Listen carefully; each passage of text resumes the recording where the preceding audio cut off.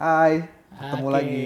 ketemu lagi di serial Better Leader bersama Bang Satria Dharma Tarigan ya. Terima kasih Mas Ted. Oke, kita mau lanjutin ya Bang ya.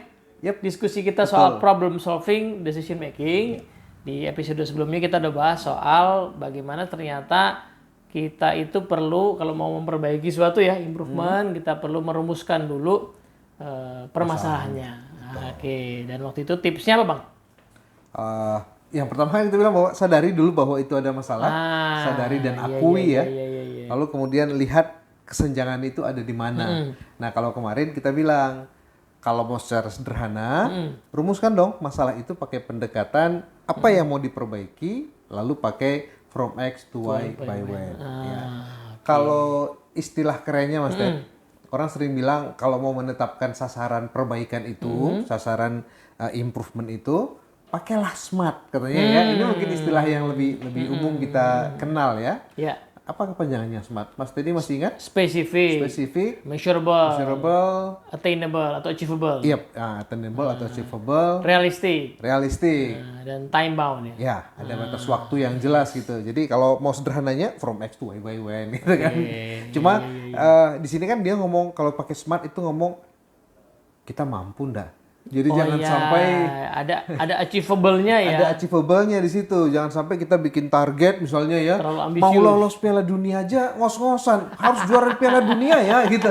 Itu kayaknya Iya. Itu negara di Eropa Selatan Pak Selatan. Ya, kita buatlah target-target yang masih realistis gitu. Oke, karena sebenarnya quality improvement itu sesuatu yang apa ya, iteratif ya Bang ya.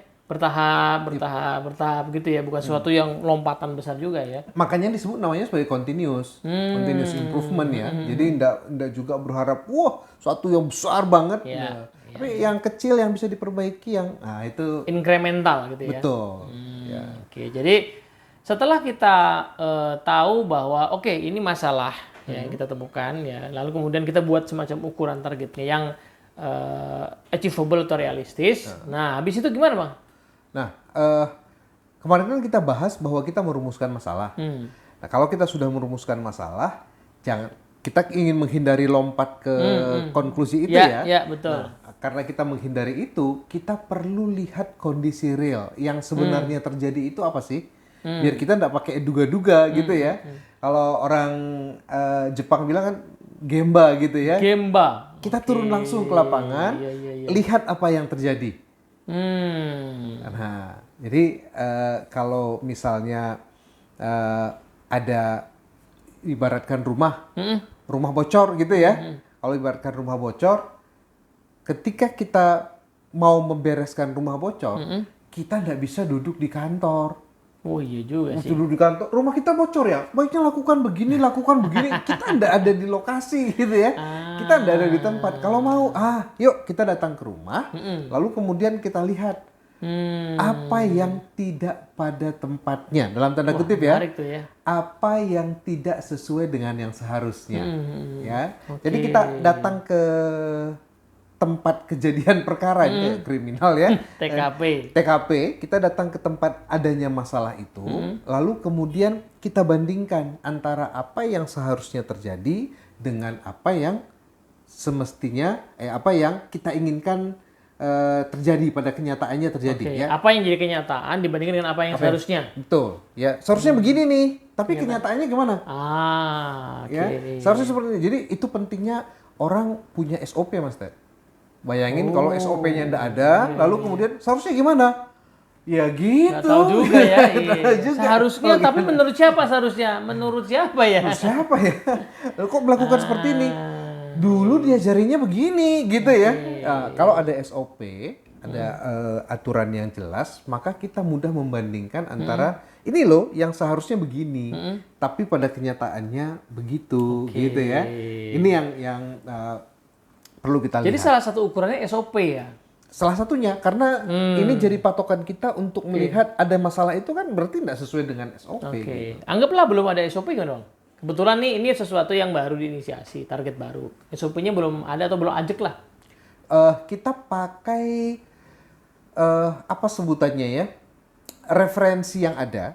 Ya, dari misalnya industri seperti kita ini punya aturan seperti apa sih? Benchmark. Oke, minimal itu ya. Minimal itu, atau kita punya orang-orang yang pengalaman, yang walaupun pengetahuan ilmunya belum dibukukan, belum menjadikan sebuah SOP, tapi dia bisa menyatakan bahwa seharusnya begini nih, gitu ya. Iya. Soalnya kalau rumah makan lah Mas Ted, mungkin mereka nggak punya SOP gitu ya, rumah makan Padang. Tapi yang biasa masak itu sudah bisa ngomong bahwa ini masak dagingnya sekian lama nih. Oke.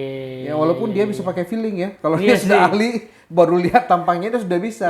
Tapi yang lain nggak bisa. Tapi itu dia bilang, pokoknya kalau sudah lebih dari 1 jam, udah bisa ditambah bumbu apa misalnya ya.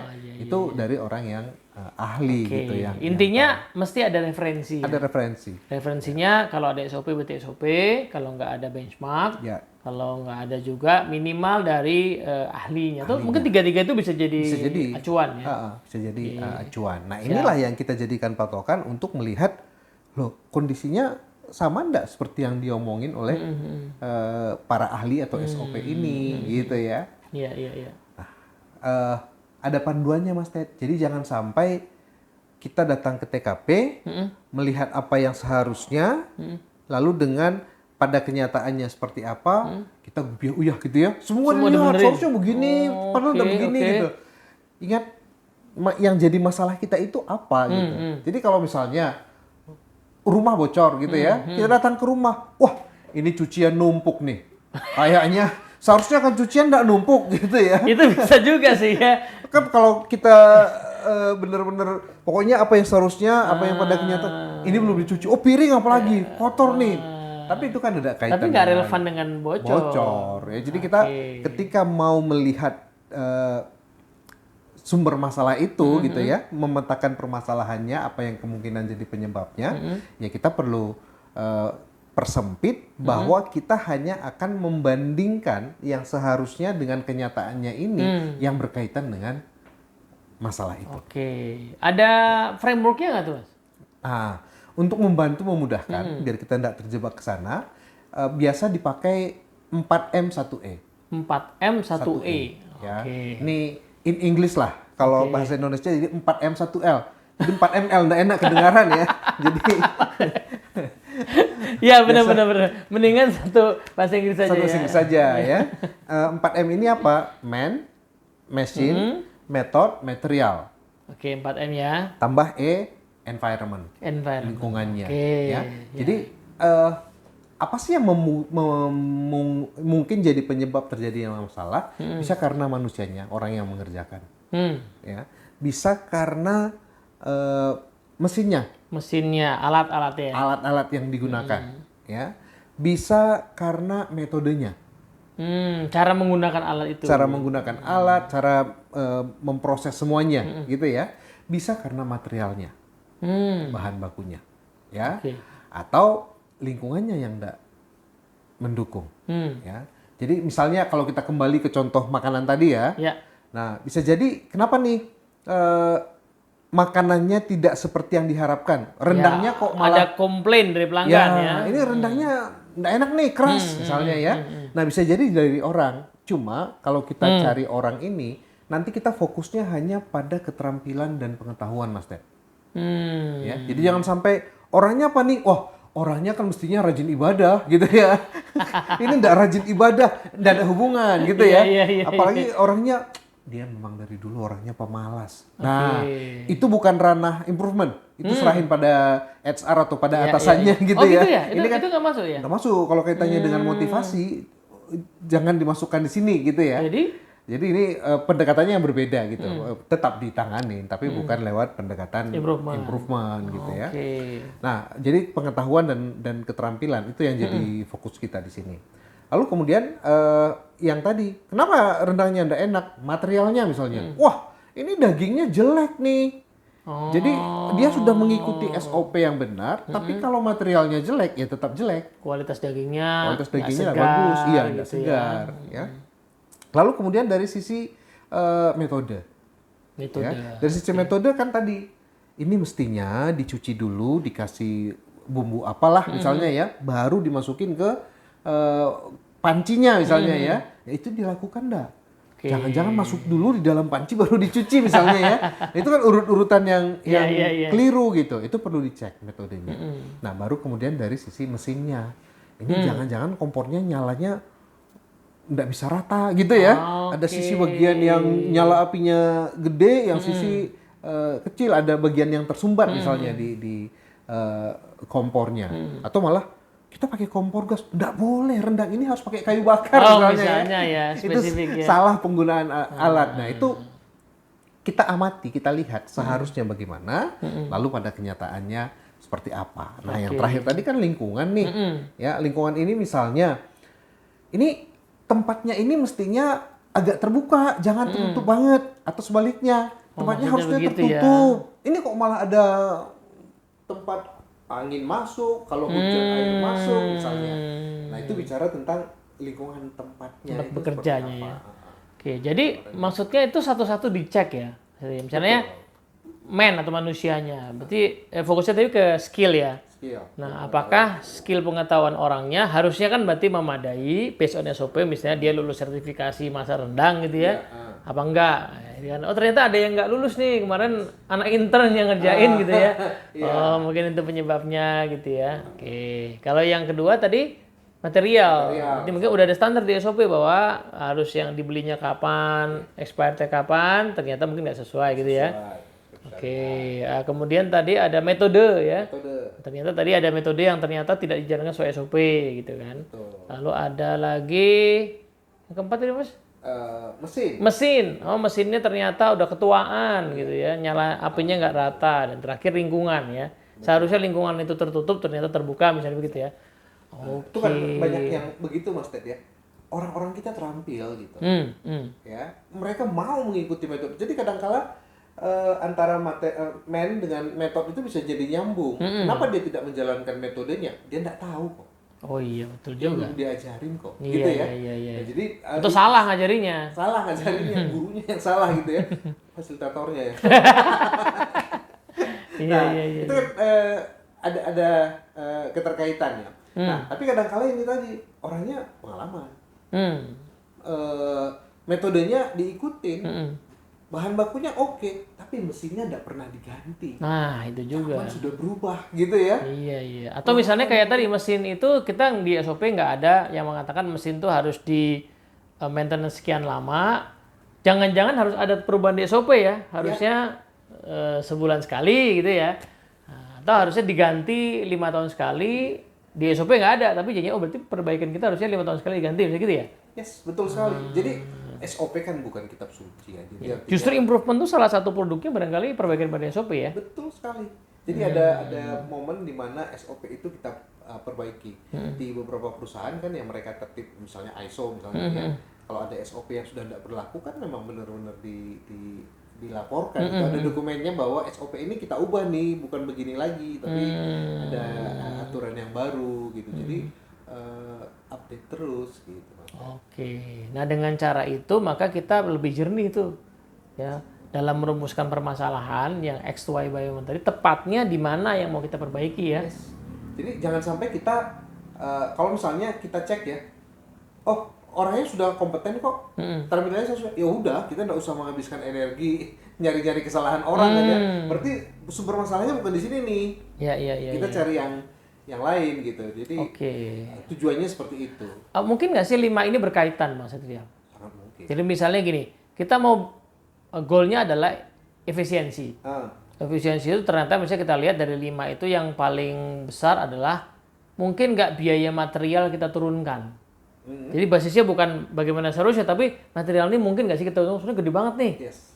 Nah dari situ mungkin ada konsekuensi di metode atau di manusia gitu. Sangat mungkin. Gitu ya bisa ya. Sangat mungkin. Jadi misalnya ya kita ambil contoh warung nasi padang lagi ya, Tamocie ini. Yeah. Kalau kita bikin biaya bikin rendang misalnya ya, wah sekian ratus ribu nih untuk 10 porsi misalnya ya, bisa nggak kita buat nih ya biar kita lebih efisien ya, gimana caranya agar biaya yang untuk 10 porsi tadi bisa kita buat jadi untuk 15 porsi misalnya ya. Nah jadi metodenya jadi berubah nih. efeknya ke metode ya. Iya, tanpa mengurangi kualitas gitu. Oke, ya. Atau mungkin skill dia yang perlu ditambah dari orang ya, cara memasaknya, mengolahnya, membuatnya metode tadi kaitannya pasti sama mainnya juga ya. Karena yang menjalankan metode itu main. Jadi makanya tadi kita fokus pada pengetahuan dan keterampilannya nih, karena itu yang berkaitan dengan metode, material. Atau bisa juga gini Bang, ya misalnya, oh ini sebenarnya bisa lebih hemat kalau sekarang kita masak rendang tuh udah ada mesin. Kita mau investasi mesin sehingga kita bisa ngurangi biaya orang. Orangnya nggak perlu banyak-banyak nih sekarang nih. Tadinya kan yang ngaduk terus banyak, sekarang udah pakai mesin gitu. Cukup 2 aja gitu ya. Itu jadi bisa berkaitan begitu ya? Bisa. Ketika mesinnya diganti, orangnya berkurang, tapi orang yang tersisa kan harus dibekali keterampilan baru. Oh iya. Mengoperasikan SOP-nya jadi ada ya buat si. untuk mesin yang baru. Jadi disitulah quality improvement tuh jadi sesuatu yang memang tepat sasaran gitu ya. Betul. Nah, jadi kadang-kala mesin yang kita gunakan itu tidak relevan misalnya ya. Jadi kalau misalnya nih sekarang yang kita lihat bisnis pengiriman banyak ya. Nah, mereka kan melihat kalau kita pakai nganter ke rumah-rumah, kurir itu ya, pakai mobil, dia bisa bawa barang banyak. Tetapi tidak bisa efisien untuk masuk ke gang-gang kecil untuk ngirim gitu ya. Jadi wah ini persoalan kita dari mana nih? Ada di mesin yang kita pakai dan tidak handal ketika masuk ke medan-medan yang jalan atau perumahannya kecil gitu kan, diganti dong. Mendingan pakai motor. Nah, cuma nanti akan muncul lagi kalau pakai motor kapasitasnya kan udah gede. Iya. Apa yang bisa dilakukan untuk menambah kapasitas barang di motor itu jadi bagian dari improvementnya lagi kan ya. Oke. Gitu kira-kira Mas. Nah, itu jadi minimal kita punya area perbaikan yang tidak sporadis ya, Bang ya. Jadi minimal ada landasan kenapa kita memilih untuk mengganti mesin, kenapa kita milih untuk menambah orang, atau kenapa kita pilih untuk mengubah metode, itu karena ada dasarnya gitu ya. Bayangin kalau teman-teman kita kurir itu gitu tidak berpikir tentang improvementnya, terus dia dari satu tempat ke sini, nanti balik lagi ke sini gitu ya, terus balik lagi ke situ, habis di jalan waktu saya, terus kalau dia komplain, kita bilang, ya memang begitu pekerjaan kurir, kan kasihan gitu ya. Bisa nggak sih kita atur agar dia kerjanya lebih? Iya, mungkin proses sortingnya, metode berarti ya, sortingnya, atau proses peletakan barangnya biar gampang kelihatan, penyusunannya, berarti metode juga tuh ya. Jadi kalau dia mau menuju ke alamat ini, berarti alamat ini dulu, ke alamat berarti yang paling atas yang mana? Itu metode ya. Metode. Iya. Biar cepat. Termasuk skillnya juga, ya kan. Oke, siap. Wah, mantep banget nih, Mas Satria, emang pakar ini beliau nih ya. Jadi.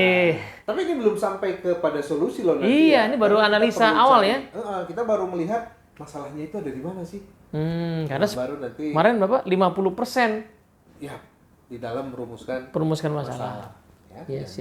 Baru nanti kita cari akar masalahnya. Iya. Karena apa yang terlihat itu bisa jadi hanya gejala, Mas. Iya, betul. Misalnya contoh kalau akar masalahnya ada di fokus masalahnya di mesin gitu ya. Ternyata pas digali lagi bukan semata-mata harus ganti mesin, tapi mungkin yang Mas tadi sampaikan tadi SOP-nya perlu diganti. SOP-nya yang perlu diganti. Karena mesin ini ketika dia masih baru, mungkin dia perawatannya sekali 6 bulan. Ya. Tapi seiring waktu berjalan, dia sekarang sekali sebulan sudah perlu nih, gitu ya. Iya. Yang dari sisi orangnya salah enggak? Karena metodenya bilang sekali 6 bulan kok, gitu ya. Tapi kondisinya yang sudah berubah, ada fungsi-fungsi tertentu di mesinnya yang sudah berubah, dia butuh. Ya, itulah kenapa ya problem solving, decision making ya. Masalah apa yang mau kita selesaikan, kemudian keputusan yang mau diambil. Iya. Oke, siap. Oke, thank you Mas Satria. Nanti kita lanjutin ya. Siap. Oke, teman-teman, semoga manfaat. Yang belum nonton sebelumnya silahkan diikuti. Nanti kita tunggu episode berikutnya ya. Bye-bye. Sampai bertemu lagi.